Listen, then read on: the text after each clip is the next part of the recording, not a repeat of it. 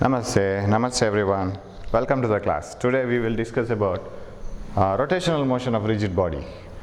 So rigid body, we know what is a rigid body. Namaste, welcome to the class. We know what is a rigid body. It is a body in which all the particles are fixed with respect to the neighboring particles. They do not change their position with respect to time, with respect to the neighbors, right? With respect to an outside body, the position of the particles in the rigid body may be changing, but with respect to the neighboring particles, its position is not changing with time. And when a rigid body is rotated, a fixed line of particles remain without moving at all, and that is called axis of rotation. So if you have a rigid body like this, and when it is rotated like this, a line of particles remain fixed, that is called axis, and all the other particles describe concentric circles around the axis, this point on the axis. So this particle makes a circle of radius r1 and its mass may be m1, and another particle may be moving with a smaller circle of radius r2 and its mass may be m2, and another particle here may be moving with the larger circle like this. So all the particles will be moving in a circular path, individual particles. So if you take such a particle and define the rotational motion for the rigid bodies, whatever we have in linear motion, momentum, velocity, kinetic energy, acceleration, everything can be given to the rotational motion. So we will have the list of values. So first of all, we will have a little bit of synopsis, and in the next class we will go have questions. Very important chapter indeed for both the examinations, for all the types of entrance examinations. Okay, so if you have rotational motion and linear motion, if you write linear motion here and rotational motion here, then you will find that there are many things which are comparative. And in linear motion we have displacement. A body travels covers certain distance with time, and it is measured in meters. So x is in meters, and here the particle covers angle with time, so there is an angular displacement. Here is the linear displacement, angular displacement measured in radians, and the linear displacement per unit time is called linear velocity v, and here this is measured in meters per second, whereas here we have angular displacement per unit time is called angular velocity omega, and it is measured in radian per second, like this. And also we have one more thing here, we can connect the two. If a particle is moving, if a particle is executing rotational motion, all the individual particles will be under circular motion like this in the rigid body. The whole rigid body is in rotational motion, but particles will be executing circular motion. As they move in the circular path of different radii like this, the linear speed of different particles are different, but angular speed is same. So our body is a rigid body. Almost most of the particles are rigid bodies, rigid particles. As I turn like this, if my ears turn by 30 degrees, then my nose will also turn by 30 degrees, and my hands will also turn by 30 degrees. Every part of the body turns by 30 degrees. When a fan rotates about an axis, if one blade of the fan turns by 45 degrees, another blade also turns by 45 degrees. So angular displacement is same for all the particles in the rigid body, but linear speed is different, because we can relate all those things by this arc. So you know, if L is the length of the arc and R is the radius and theta is the angular displacement of the particle from here to here, L is equal to R theta. Similarly, here it can be x equal to R theta, you can produce, and if this is x is the displacement of the particle after a certain time, and if this is considered to be almost straight line, then you can relate them x is equal to R theta, radius into theta. Similarly, you can write here v is equal to R omega. This is the equation which connects the two. V is different for different particles. Particle which is in the outermost edge will be rotating faster in order to cover the same angle, where the particle which is very close to the axis will be rotating slower. I am talking about linear speed. I will be rotating slower so as to cover the same angle as a particle which is far away. So because R is different, omega is constant. So omega in a rigid body, omega is a constant for all the particles. All the particles cover the same angle in the same time. In a rigid body I am comparing. So omega is a constant, whereas V is different depending on the radius. More the radius, more will be the speed. So outermost particles will be traveling faster inside the rigid body. Okay, then as a rigid body turns, if it moves with uniform speed, of course you can write this formula, if it moves with the uniform rotational motion, uniform angular speed, then omega is equal to d theta by dt is a constant. And if a particle rotates with angular, if it rotates with the more and more velocity, that is angular acceleration, then the rate of change of angular velocity is called angular acceleration. D omega by dt is called alpha, whereas here we write the rate of change of velocity is called acceleration. This is measured in meter per second square. This is measured in radian per second square. Okay, all these things you know, but just once refreshing. And they are also connected by an equation. A is equal to R alpha. Of course, I can use the same R everywhere. A is equal to R alpha. They are connected like this. Okay, so rate of change of angular velocity is called angular acceleration. Just to switch it on fan, will be turning faster and faster till it reaches a constant angular velocity. So now when you have such things, you can relate them by equations. V is equal to V naught plus AT, x equal to V naught t plus half AT square, and V square is equal to V naught square plus 2AX. And here also you can have the equations. Initial angular velocity of the fan, final angular velocity, initial angular velocity plus AT. Here A is acceleration alpha. And what else we have? Here theta is equal to x. Here the angular displacement, here linear displacement, omega naught t plus half alpha t square. And we have final angular velocity is equal to square of initial angular velocity. And this square is equal to this square plus 2ax, 2 alpha theta. So all these equations can be replaced here, right? So we have every similar equation in the rotational motion also. Now coming to other quantities, shall I rub this? So for that timing, I'll rub this and I will move on to some other physical quantities like angular momentum, linear momentum and all. You know, here we have a linear momentum P is equal to mv, right? What is P equal to mv? It is the momentum of a particle, mass into the velocity. It is a vector quantity and its unit is kg meter per second. And what about angular momentum?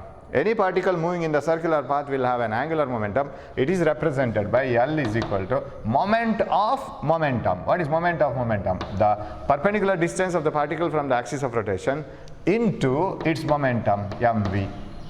And this can be written as equal to, V can be expressed as R omega. You know, V and omega can be related. V is equal to R omega, R into M into R omega. So angular momentum L is equal to mr squared omega for a single particle. I am considering a particle in the circular path, moving in the circular path in the rigid body, mr square omega. So this mr square, you know, for that particle can be written as L is equal to finally I omega. What is I? I is called moment of inertia of the rigid body. As if we have mass in the linear motion, which is a inertial property, because more the mass, more will be the inertia for the body. That body can't change its state by itself. If it wants to move, it needs some force. So that property is called inertia. Inertia cannot be measured, but it depends on mass. You can say more inertia, less inertia, that's all. So mass decides the inertia. Here, not only the mass into square of the distance from the axis, that decides the moment of inertia. So the inertia in the rotational motion is called moment of inertia. It is the product of mass of the particle and square of its distance from the axis of rotation, mr squared. So L is equal to I omega, whereas here you have, see, in the place of m, every time you get I. In the place of V, every time you get omega. So linear momentum and angular momentum. Now for the whole rigid body, how do you find out the angular momentum? Calculate the angular momentum of each particle. You know, in a rigid body, there are many particles situated at different positions, R1, M1, R2, M2. So particles may be having different masses and individual particles, and they will be situated at different places. So M1 R1 square, M2 R2 square, M3 R3 square, you have to find out the total moment of inertia into omega. Omega is same for all the particles, so no problem, right? So every formula here, MVR, this formula is important. I omega, mr square omega, every formula, every step it is needed, because we don't know how the problem will be, how will be the data, which is missing. So you must be knowing every part of the equation.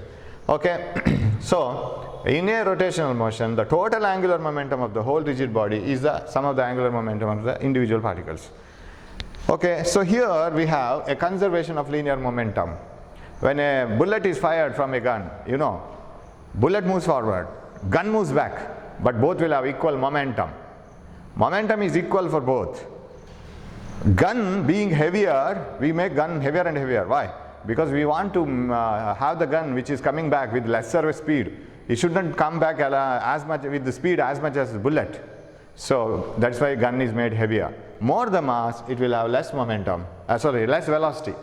Same momentum, mass more, velocity less for gun. What about bullet? Bullet is very light compared to the gun.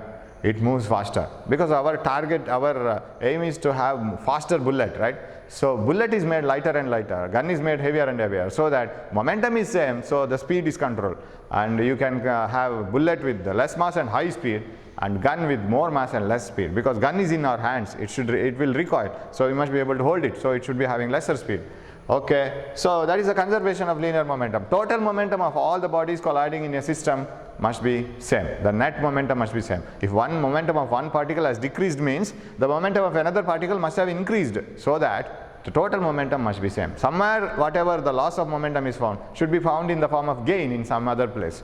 So that is the conservation of linear momentum. What do you mean by conservation of angular momentum? L is equal to I omega is always constant. So for that whole rigid body we write it like this. L is equal to I omega. It is always constant. If moment of inertia increases, then angular velocity decreases. If moment of inertia decreases, angular velocity increases, so that product is constant. So volume is inversely proportional to pressure, Boyle's law, right? V into P is a constant. If volume doubles, pressure gets halved. Similarly here, if moment of inertia gets doubled, angular velocity gets halved.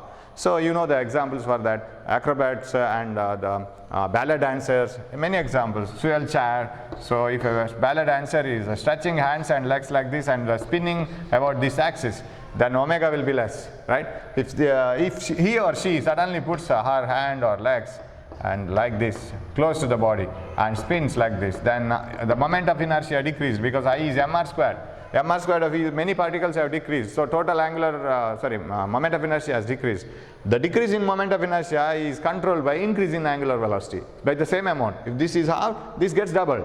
Angular velocity gets doubled, so it starts spinning faster. So that is very famous law and very important one also. Okay, that's about momentum and angular momentum. Then, you know, rate of change of momentum of a body is directly proportional to applied force. Of course, it is also equal to applied force, and it takes place in the direction of force. Rate of change of momentum is force, F equal to ma. And what about here? Rate of change of angular momentum, that is this one, is equal to torque. So torque here, we have torque here, because if you want to have rotational motion, you should have if you want to have rotational motion, you should have two equal and opposite forces, or two forces acting at different points but in opposite direction, like this, if you want to have a torque. So if you want to turn this, right, if you have a single force, it will produce only linear motion, but torque produces rotational motion. So you should twist it like this, one force inside, another force outside.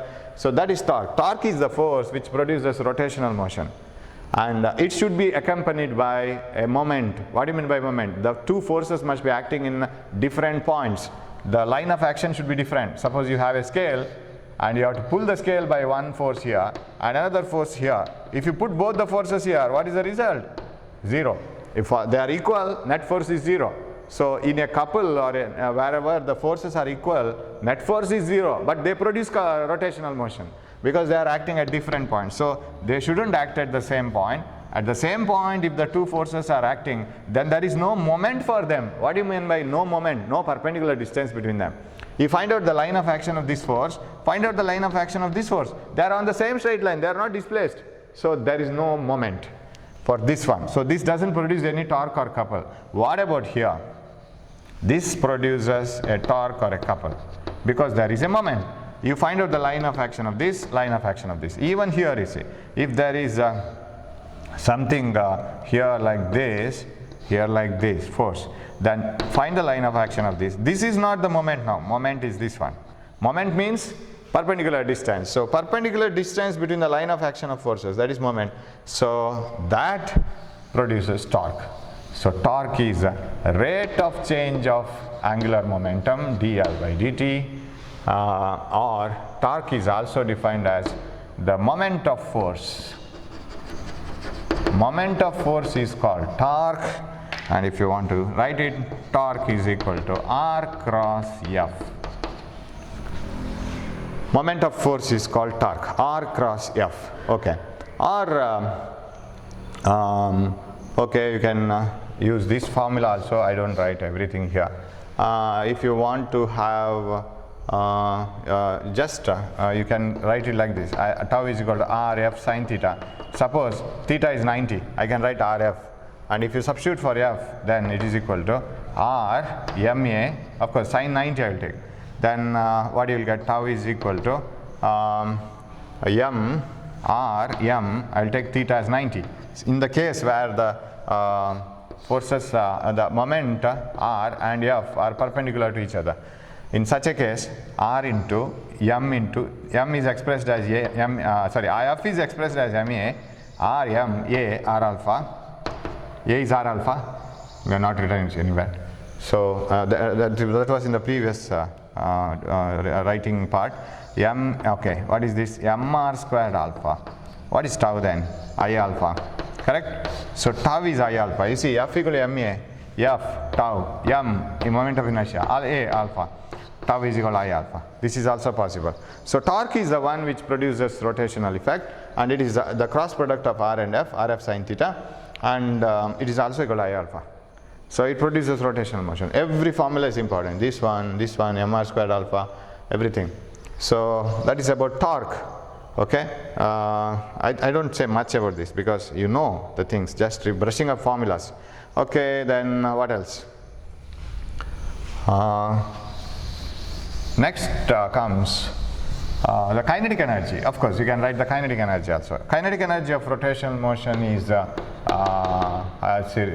kinetic energy of linear motion is half m squared. You write v here. V is r omega whole square. So what you will get? Kinetic energy is equal to half m r squared omega squared. Mr squared is I, moment of inertia, half I omega squared. This is kinetic energy due to rotational motion, right? So half I omega squared. Simply I have given a method. Of course, there are different ways of applying this. Given a method to remember, that's all. Half I omega squared, where I is the moment of inertia. Because we know, this is not exactly mr squared, that comes in different ways. So what is moment of inertia, first of all? It is an equivalent quantity for mass in linear motion. We have it in rotational motion. That is moment of inertia. Moment of inertia is sigma mr squared, actually speaking. That means mass of each particle in the rigid body. So like this, mass of each particle in the rigid body and square of its distance from the axis of rotation. So moment of inertia of a rigid body is the product of mass of each particle and square of the distance. It's a summation. For each particle you have to do, if you want to have it for whole rigid body. So we should know some formulas for the moment of inertia of different rigid bodies. That is a must in this. This is the place where we have most of the questions running in the entrance examinations. So that is the most important part, moment of inertia and its the theorems and all. We will come to that theorem, parallel axis theorem and perpendicular axis theorem. We must use it. Now, if you want to write moment of inertia of some objects, for example, if you take a ring, right? What is the momentum inertia of the ring about an axis perpendicular to its plane? You can rotate the ring like this way also.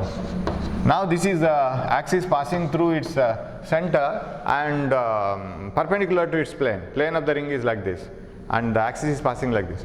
Now you can find out the mass of each particle, delta m1, it's the square of the distance, delta m to its square of the distance, right? Moment of inertia of this is delta m1 r square, delta m2 r square. So summation delta m1 plus delta m2 r square is common. Finally you get the mass of the ring. So moment of inertia of a circular ring about an axis passing through its center but perpendicular to the plane. So like this is moment of inertia about this axis is m r square. Okay, I will use capital R square. Radius is r. M r square. Total mass of the ring, square of the, because you can take the whole mass of the ring as a single object. It is as if the moment of inertia of a single object like this of mass m concentrated at here, and this thread is very massless, and this stone is having all the mass. It's a point object, very heavy, and it is situated at a distance r. Same moment of inertia, m r square here also. But this mass is not at a single place, it is distributed over a ring. But thank God all the masses are at the same distance from the axis. So what happens? M r square, m r square, m r square, when you go for all the such masses, small masses everywhere, here, here, here, here, you get all r square common. M plus m plus m plus m gives the mass of the ring. So mass of a single object rotating in a circular path, moment of inertia of a single object rotating about an axis is m r square, and even the ring is same. Now suppose you want the moment of inertia of a cylinder. It is the same formula. Why? A hollow cylinder. How do you get the cylinder? If you want to get a cylinder, this is like a bangle, right? You keep the bangles one over the other so that you will get a cylinder. It is not a solid cylinder, empty cylinder. So when you keep all these rings to form a cylinder, the same axis, say like this, if it is rotating about the same axis, then the moment of inertia is same. Only the thing is mass is different, that's all. Formula is same, mass may be different. The moment of inertia I is equal to m r squared again, because you see the same ring can be extended into a cylinder, same mass. For example, if you have a thick ring, you just melt it and make it a cylinder, moment of inertia is same. So hollow cylinder, m r squared. Now what about the moment of inertia of a circular plate? Like this. This is not hollow, this is a circular plate. So this axis, and it is rotating about the axis like this, and the moment of inertia of this circular plate about an axis perpendicular to the plane is m r square by 2. This is m r square. I don't go for the proof of this. I'll simply write it as m r square by 2. So, okay. Now, what about a solid cylinder? A solid cylinder can be assumed to be the extended part of a thick plate. Suppose this is a very thick plate, and you just melt it and extend it. So you get a solid cylinder. So it will be like this.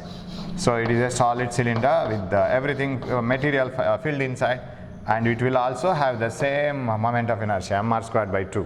So a solid cylinder and a thick plate, and even a thick plate can be assumed to be a cylinder of very less height, that's all. So moment of inertia of a thick plate and a solid cylinder. So better I write here, this is hollow cylinder, and this is solid cylinder. Moment of inertia are same. Both have the same moment of inertia. So moment of inertia of a thick plate, moment of inertia of a solid cylinder, and the moment of inertia of a ring and hollow cylinder. We have finished that. Then moment of inertia of a rod about a plane, about an axis perpendicular to its length, like this, ml squared by 12. Okay. Then moment of inertia of sphere, so solid sphere about its diameter is 2 by 5 m r squared. Moment of inertia of a hollow sphere about an axis like this. This is solid, this is hollow. It is 2 by 3 m r squared. I is equal to. So we have different formulas like this. And when you work out many problems in this formula, you will remember the actually you will remember the formulas. Otherwise you will not remember. It is not a thing to be by hearted. You must know the things behind this. For example, this rod, if it is extended in the form of a plate, in the form of a plate like this. What is the moment of inertia of this about an axis like this? Then if L is the length and B is the breadth, right, then it is ml square by, okay, ml square by 12. It is m into, moment of inertia is m into L square plus B square by 12. This is the moment of inertia, right?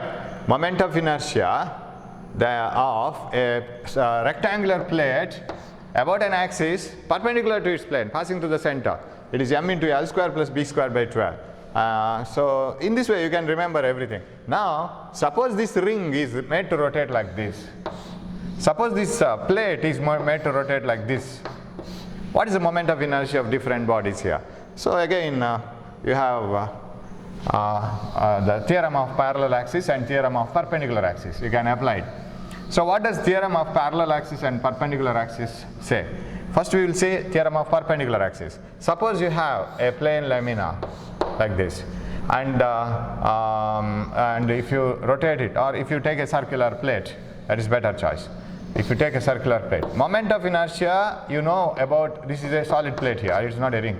Moment of inertia is mr squared by 2, correct? Moment of inertia of a circular plate, it is a filled ring, right? It's a filled ring with the materials found in between the inside the ring also. Moment of inertia of a circular plate about an axis perpendicular to its plane passing through the center is mr squared by 2. What is the moment of inertia of the same circular plate about an axis passing through its diameter like this? What is I? The perpendicular axis theorem says that if you know the moment of inertia about an axis, then search two more extra axes, and those axes should have some conditions. What are the types of what are the conditions on that? The two axes must be in the plane, and they must be perpendicular to each other as well as perpendicular to the previous axis. You know the moment of inertia about this axis.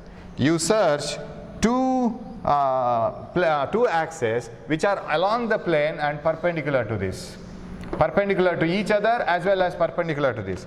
So this is the original axis which is perpendicular to the plane. It is like this, right? Now, and these are the two axes which are along the plane, perpendicular to each other as well as perpendicular to this axis. Then if you find out the moment of inertia as this one as Ix and Iy, and this is Iz, then Iz can be written as Ix plus Iy. So the statement goes like this: moment of inertia of any planar lamina, lamina means object, any planar lamina about an axis perpendicular to its plane is equal to, moment of inertia about an axis perpendicular to the plane is equal to the sum of moment of inertias, two moment of inertias. What two types of moment of inertias? Is equal to the sum of moment of inertia of the same planar lamina about two axes along the plane perpendicular to each other and perpendicular to this axis also, but concurrent with the perpendicular axis. I call this as perpendicular axis, right? Moment of inertia of a planar lamina about any axis perpendicular to its plane is equal to sum of the moment of inertias of the same planar lamina along two perpendicular axes along the plane and concurrent with the perpendicular axis. And those two perpendicular axes taken along the plane must be concurrent with this perpendicular axis. Ix z is equal to Ix plus Iy. Now these two planes, you see, this one, in the beginning we got the moment of inertia like this, right, along the plane, perpendicular to the plane. Now we are searching for these two. Of course I should have drawn this white and this one pink color, this one and this one, right? They are along the plane. So if I just turn it, now in this condition you know that these two axes, what two axes, this one and this one, that is this one and this one, those two axes are similar axes, identical axes. So if you take a plate, circular plate, put axes like this, like this, like this, they are identical. So these two moment of inertia can be taken equal. So Iz is equal to 2I, I can take Ix equal to Iy is equal to I will take, it is 2I. So Iz you know, mr square by 2. So what is the moment of inertia? That is Ix is equal to Iy is equal to I is equal to mr square by 4. It 2 comes here, right? Is equal to 2I I is mr squared by 4. That's what you can do. You can divide equally for these two axes, because their sum is this moment of inertia. So you can do like that. Similarly, there is a parallel axis theorem. What is parallel axis theorem? What you have to do is you have to assume, suppose if you want to know what is the moment of inertia about this axis for a circular ring, for example. Say this is a ring. Moment of inertia of a ring about this axis. You know the moment of inertia of the same ring about this axis, correct? About this axis. You may be knowing all these things, but still I want to remind it once. Then we will go to the questions. Moment of inertia of this ring about this axis now. You know this, mr squared. Mass of the ring into square of the radius. Now we put a axis like this. What you have to do is, of course, what is the moment of inertia of the same ring here along this, like this? What you can do, assume two axes perpendicular along the ring. Then this should be mr squared by 2, correct? Mr squared by 2, because this mr squared by 2, this mr squared by 2 addition should be this one, correct? Moment of inertia of a ring about an axis perpendicular to the plane is equal to sum of the moment of inertia of the same ring about an axis along the ring perpendicular to each other, two axes, and concurrent with the perpendicular axis. So mr squared by 2.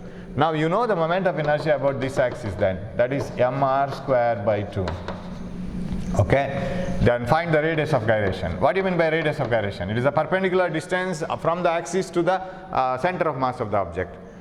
Okay, so here perpendicular distance from the axis that you have taken to the center of mass, that is radius of gyration. Okay, now or I can write it as A, something like this. Now what is the moment of inertia about this axis, I?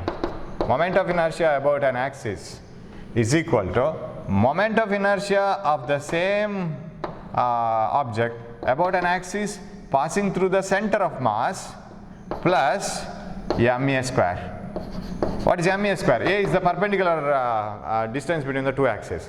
Now moment of inertia of any object about an axis, about any axis, is equal to sum of the moment of inertia about a parallel axis passing through the center of mass. You have to consider the moment of inertia about an axis passing through the center of mass, and that axis should not be like this, perpendicular to this. It should be parallel to this. That's why this is called parallel axis theorem. Moment of inertia of any planar lamina about any axis. I want to find out the moment of inertia about this axis now. Moment of inertia of a planar lamina about any axis is equal to the sum of moment of inertia about a parallel axis passing through the center of mass and ma square. What is ma square? Mass of the object and the square of the perpendicular distance between the two axes, parallel axes. That one you have selected, another you have chosen along the center of mass. So like this. This is very important theorem. Moment of inertia of a planar lamina about any axis passing about an axis is equal to the sum of the moment of inertia about an axis, a parallel axis passing through the center of mass, and ma square, where m is the mass of the object, a is the perpendicular distance between the two axes. Okay. Then finding the center of mass, that is also one of the important part of this chapter. One is moment of inertia, parallel axis theorem, perpendicular axis theorem. One more thing is finding the center of mass. Now what is the center of mass? It is like this. Suppose you have many objects situated m1, m2, m3 like this, and this is the point of observation O. Where is the center of mass of all these particles? You know how to write the formula. Suppose this is situated at a distance x1, this is situated at a distance x2, this is situated at a distance x3. Then position of center of mass may be somewhere here, say. I'll use different color. So this is the center of mass. That means the m1 plus m2 plus m3 is acting here, right? Then position of center of mass x is equal to m1 x1 plus m2 x2 plus m3 x3 divided by m1 plus m2 plus m3. You know this formula, but it should be used in different ways, more beautiful ways in the problems. So problems will be framed in a very beautiful way. The formula is very simple. And if you have it in the form of a plate, 2-dimensional and 3-dimensional cube, then you have to go for y also, m1 y1 plus m2 y2 plus m3 y3 divided by m1 plus m2 plus m3, and z coordinate, all those things you know. But application is very important here. We will go to the problems in the next class, okay? So these are the important points that I have covered, brushed up once. So whatever extra things you have read, you just try to look at them again. Then we will come to the problems. Very good problems in this chapter. We have plenty of problems. Okay, but I will discuss only few because the examination is approaching in, and I have to go for some, at least 1 or 2 mock tests, because that helps you a lot. Okay, thanks for watching my class. We will meet in the next class with the more problems on this chapter. Take care of your health. Thank you.